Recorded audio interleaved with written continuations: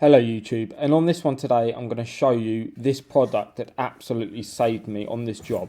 So this is about 10:30, 11 o'clock at night when this customer called me to say their stopcock was leaking from the packing gland. So I undone the packing gland, undone the fitting, remade it back on because I didn't have one on, and then I'm going to cut this lever valve in above it so the customer has easy isolation in the future because it was an elderly person.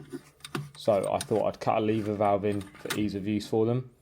So when I was cutting this in, I then put a new bit of copper from the old stopcock up. There's no play on the old stopcock and there's no play on the bit of 15mm at the top.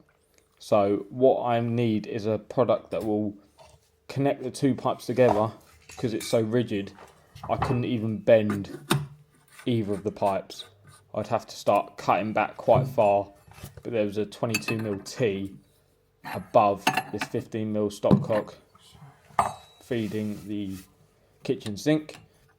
Then underneath, as you can see, is some blue poly that has no movement up or down. It just kind of has a little bit of wiggle room as it is set solid into concrete coming out the floor.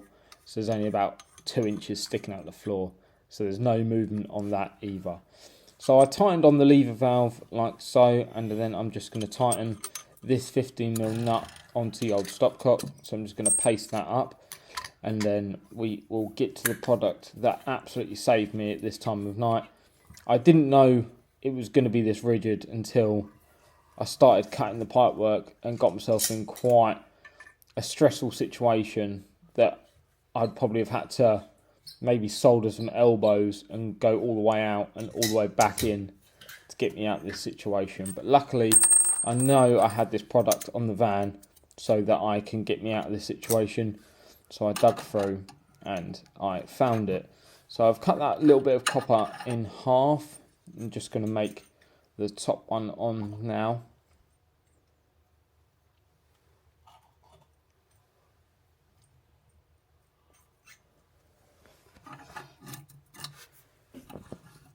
So just making that nut onto the bottom of the lever valve like so.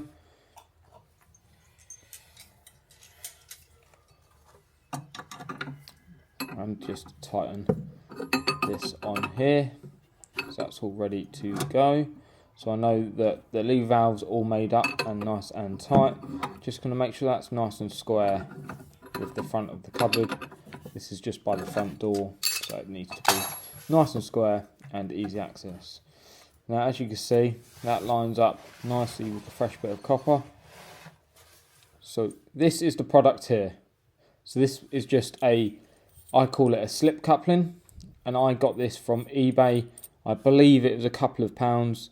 I will put the link in the bio of this video. But what it does is basically it will slip onto the copper going all the way through, so there's no stop inside. So you can then slide it on like so, and then slide it back up to the fixed copper above and tighten it up in position.